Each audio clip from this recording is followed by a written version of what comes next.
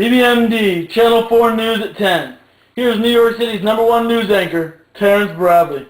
Terrence Bradley here with today's top story. The 1920s has been a decade of rapid change in American society. Fresh off the Great War, many young men and women came back with physical and mental distress. These people began to question the ideas and attitudes that originally led to the war. The flapper symbolizes this revolution. The term describes a new type of young woman, rebellious, energetic, fun-loving, and bold. The flapper represented only a small number of American women, yet her image has a wide impact on fashion and on behavior. Due to the rebellious behavior of the common flapper, women's manners changed as well. Before the 1920s, proper women rarely drank or smoked in public. Towards the end of the decade, many women were doing both to either defy prohibition or to express their new freedom.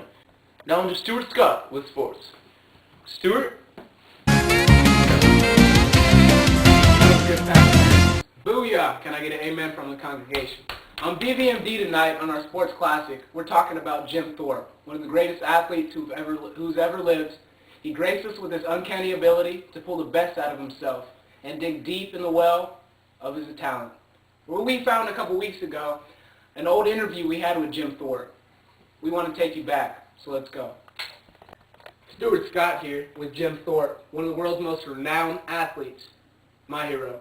Now, Jim, you're born on May 28, 1888, near Prague, Oklahoma. Can you tell me a little bit about your upbringing and what caused the mindset behind the stud? See, I grew up raised by Native Americans, and they gave me a nickname. It was Wathahook, which means a path lighted by a great flash of lightning. And you see, that saying always just stuck with me. And everything I did, it always just gave me that little inspiration that made me want to be the best. Now, I've heard some stories, some tall tales you can tell them, that happened at your junior high, Carlisle Industrial Indian School in Pennsylvania. Now, it was said that you were able to outrun a tiger. Is that true? See, these stories get embellished. It was actually a cheetah. Cheetah. Jim, cheetah? You don't believe me? Watch this. So, where's my shirt? Jim, where are you at, man? Whoa, Jim, you're back? My shirt's back. It's nice to have you back, man. I believe you. You're fast. Now, you're in a football jersey. I noticed here on your resume that you played a lot of different sports. Can you tell me about that? All right. See, most people know the typical things, that I played professional football, baseball, and I ran track and field. What the guys normally don't know is that I played lacrosse, and a little secret about me is in high school, I did some ballroom dancing. Okay, so I know you started with track, and you started at Carlisle. Can you tell me about your first experience? So I went out there one day, plain clothes, plain shoes, nothing special. Walked out there, saw the high jumpers practicing. I figured, why not challenge them? I did. I beat them. Now, Jim, you're most known for track. What was it about track that drawed you to it? See, for track, it was the only sport I could do one-on-one, me versus everybody else. And I loved that, just a competitive fire. Now, Jim, for the heavy hitter. Now, you chose to make your impact through sports when you could have done it through politics or business. What was it about sports that caused you that? See, sports is always something I could determine how I did in my success by myself. I didn't have to worry about the outer influences of the world.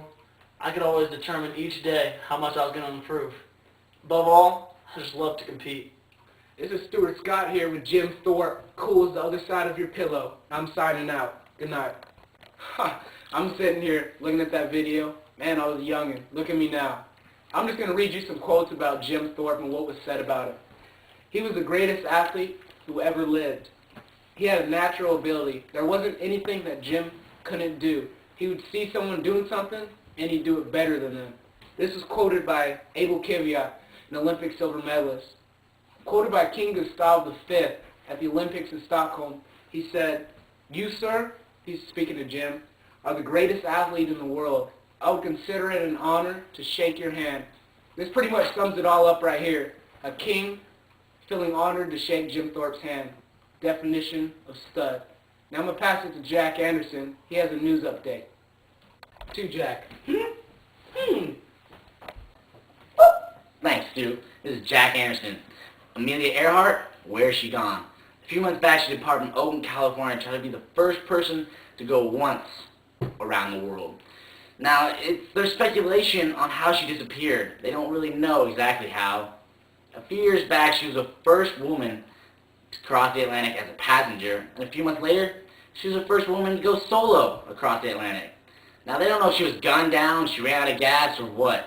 But when they find out and tell us, I'll tell you. This is Jack Anderson signing off. Now back to my boy Terrence. Whoop. Thank you, Jack.